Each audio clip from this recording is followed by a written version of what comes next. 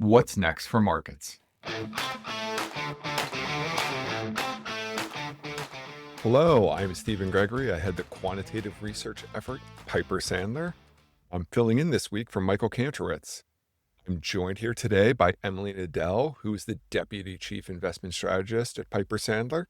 Hi, Emily. It's an exciting time in markets, as always. We've had quite an impressive run in equities recently. We certainly have, and it's hard to believe it's September just around the corner, and everyone's a little bit on edge that September tends to be not such a great month for the market, but we are certainly coming from a great place for equities. We just hit new all-time highs on the S&P this week, and we've had just a fantastic run since April 8th. And speaking of fantastic run, there was a chart you had sent around earlier this week that we were looking at of the annualized returns in the market. And for the S&P 500, it's been a pretty impressive run for a few years now. We've seen, now that we're back at all-time highs in the market, we're at double-digit returns so far this year, coming off 2 years of double-digit returns before that. And then obviously you had 2022 that was a down year, but then 3 positive double-digit return years before that. It has been quite a 7-year period for equities. Oh yeah, 6 of the last 7 years have been above average. As you mentioned, 2022 is the only year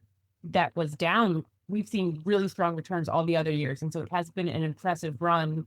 And this year as well, since the lows in April 8th, we're up over 30% on the S&P 500, which makes this one of the strongest recoveries at this point in time after the trough in history. There's only been a couple rallies that were stronger out of the gate than this one, and many of those were coming out of recession. So certainly the market has been impressive in many different ways. Yeah, so one of the things I think is worth getting into here, all of these, wow, isn't the market so great? Hasn't it been so wonderful? It hasn't necessarily been everyone participating. Yes, that is a very important caveat to what we've seen as far as the market's run over the last couple of years, but even this year as well. I think it's pretty shocking. If you look back at the last couple of years and we look at, say, since January 2023, so the last couple of years, the S&P 500 is up about 70%. Large growth is up a whopping almost 100%.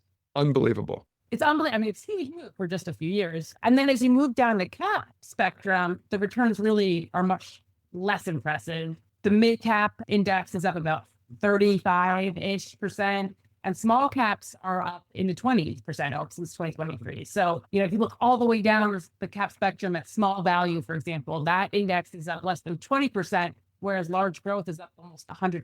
So it has been certainly bifurcated. Most areas of the market are up over the last couple of years, but there's been huge dispersion in terms of what that return profile looks like. So what have been the reasons for some of this differentiation, not a rising tide lifting all boats? Well, one of the main issues for the smaller caps has certainly been higher for longer interest rates. Small cap indices are very susceptible to higher rates in the sense that small cap indices and small cap stocks, companies that are smaller tend to pay a higher rate on their debt, and they tend to have a lot of debt compared to their size. And so when rates are higher for longer, small caps really bear the brunt of that and tend to be more impacted by that. And so the fact that we've seen higher for longer rates has really continued to be a weight on small caps and has prevented them from really seeing any meaningful outperformance versus large caps over the last couple of years. And that's been a big theme for the overall market since 2023, when we stepped into this range-bound backdrop for, let's say, the 10-year. It's moved, and as things were looking good, rates rose, then they got too high, people got scared, retracted again. It's just been up and down, all within that higher than the last decade rate environment. So that's an interesting point, because the news of the day or the week or the month continues to be the anticipation of Fed rate cuts. Is this going to be a game changer? Where are we at here? You saw it last Friday with the market ripping as it did and small caps ripping as they did. People are very enthusiastic about the Fed finally resuming their rate cut cycle after such a long break. And if we look at, what the Bloomberg work function is implying, I mean, we're looking at now almost 90% odds of September cut.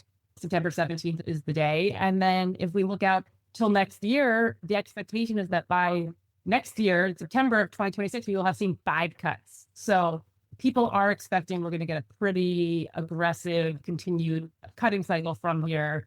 And so again, you are seeing people really buy into that idea. You're seeing small caps do well recently, and certainly small caps are very much in a good place if rates do come down, as long as there is no meaningful deterioration in the employment backdrop or other risk profile. So that is a big caveat. It's not always the case. Oftentimes rates come down sharply because the backdrop was deteriorating. The expectation today really seems to be more that the economy is going to hang in there and the Fed's going to be cutting because inflation is cooling off and the fears about tariffs and whatnot are abated. And so people are thinking this is going to be pretty optimistic, sort of a Goldilocks backed where we're able to get lower rates without a real deterioration in any employment or other major areas of the economy. And certainly if that were to happen, that would be very encouraging for the rate sensitive areas of the market. And small cap certainly would be included in that. We actually just recently finally beginning to see a pickup in small cap earnings estimates relative to large cap earnings estimates. I know this is one of your favorite charts, that it's been a long time since we've seen any real improvement there. It's been a while. That's the large to small relative earnings chart has just been a straight line of large continuing to just put up better bottom line numbers. And we're finally now, we've seen 3 months now where small cap earnings estimates have improved relative to large cap. And that, in the context of this massive recovery, we talked about earlier about how much the S&P 500's up, how much the market's up since April 8th. You would expect, if you're seeing a major recovery, that you'd see those small cap earnings rise relative to large cap, because that's what typically happens when you're in a recovery. And you could argue that you haven't seen as much of a pickup there as you would normally see. But given this backdrop that we're in, where we're seeing higher for longer rates, the move that we've seen in small to large earnings, even though it hasn't been as impressive as what you would typically expect, it is still a move higher. And that is encouraging here because it's something that we really haven't been able to get for quite a long time. And of course, big part of that is that we're finally expecting rates to be falling. And so that should be much needed relief for that smaller cap space. Lower rates help economic activity. So that's going to help everyone.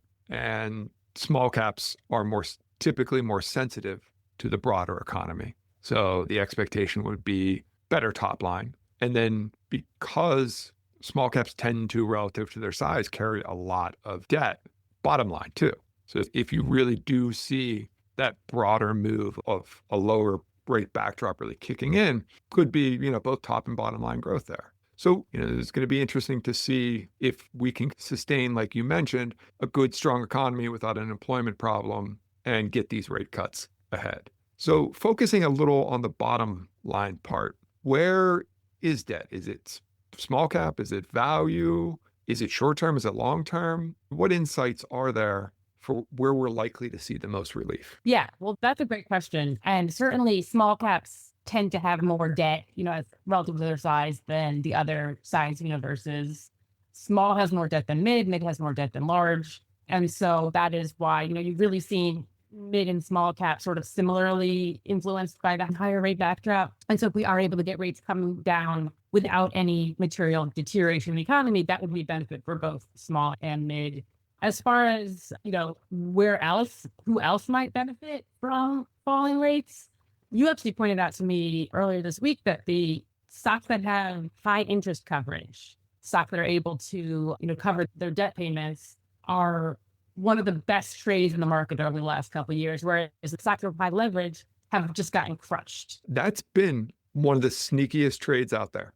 Everybody wants to talk about AI. Everybody wants to talk about tech. And those have been great trades. But secretly, under the surface, you were just as good, if not better, being in just the highest interest coverage stocks within every sector, kind of sector neutral baskets that we always talk about. It's been the quiet winner of the last couple of years. It's been amazing. Yeah, I think the charts you showed me were just stunning. Basically, they're showing that stocks with high interest coverage have been outperforming pretty massively, especially in the small cap space, whereas stocks with high leverage have been underperforming consistently over the last several years. And so, to your point, if we're able to get rates to start to fall, you may see some, transition from what we've seen over the last couple of years, where maybe that trade doesn't continue to work as much. Like you said, it's one of the best trades of the last couple of years if you're looking at the factor space. So there's a lot of optimism in markets. and you could see some of the best trades of the last couple of years reverse. All else being equal, things are looking brighter, and we could finally be breaking out of this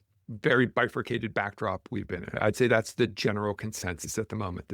We're starting that Fed rate cut cycle that could continue on. But there's a lot of all else being equal in those expectations and what you're seeing in markets right now. What are the top 3 things from a macro perspective you want to keep an eye on to make sure that trend is on track and we don't go off the rails? Yeah, that is an important question. So certainly, and we've been talking about employment a bunch today, and that is something to keep an eye on. Again, because if rates are going to be coming down, but employment is deteriorating, that offsets the sweet spot balance that we're all hoping for, in this resumption of the rate cut cycle.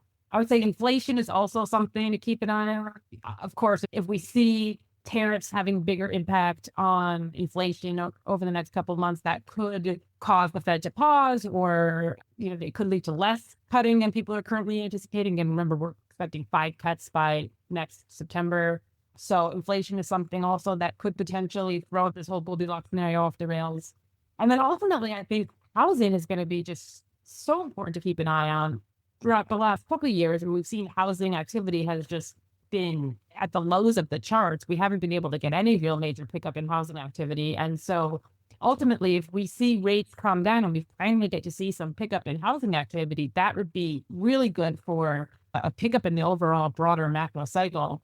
And again, we haven't seen, the last couple of years, rates have been high. We haven't been able to get any real big move off the bottom in terms of housing activity. But that is something that if we were to start to see that, that could have real meaningful implications for the broader economy. And that's part of our health framework, which I think we covered on another podcast episode, but housing is the start of the cycle. And so when housing picks up, it has far-reaching implications for many other areas of the economy. And it also is just signaling that lower rates are helping, because housing is such a rate-sensitive area of the economy. When housing picks up, on the back of lower rates, it means that lower rates are doing what it's supposed to be doing, and that's stimulating more activity. Well, hopefully we can break out of this kind of reflexivity cycle where better growth leads to higher inflation, higher rates, and you're back into it. I think we're all ready for some sort of liftoff. Definitely ready for a liftoff and a meaningful improvement in many of those indicators that we've been watching that have just been kind of chopping along as we've been in this higher for longer backed up. I think, as you said, we're all ready for, for some better growth, more robust and less bifurcated than what we've been seeing. I don't know how many more years I could take of talking about being balanced and higher quality and differentiating on interest coverage. Is just not the sexiest story. And it's been just rinse and repeat on that for much too long. Yes, agreed. So cautiously optimistic, I would say, is probably the way to describe it. Amazing, Emily. Thanks so much for your time today. Thank you. We hope you enjoyed today's episode of What's Next for Markets. You can subscribe to the show on Apple, Spotify, YouTube, or wherever you get your podcasts. Be sure to follow Michael on X at Michael Cantro. If you like the show, please let us know by leaving a positive review. The preceding commentary is not financial advice. You should always seek appropriate financial advice from a professional financial advisor in your state. You should not consider this as a substitute for these services. Piper Sandler does and seeks to do business with companies covered in its research commentary or coverage. As a result, investors should be aware that the firm may have a conflict of interest that could affect the objectivity of this commentary. Investors should consider this commentary as only a single factor in making their investment decisions. For full disclosure information, visit www.pipersandler.com/researchdisclosures.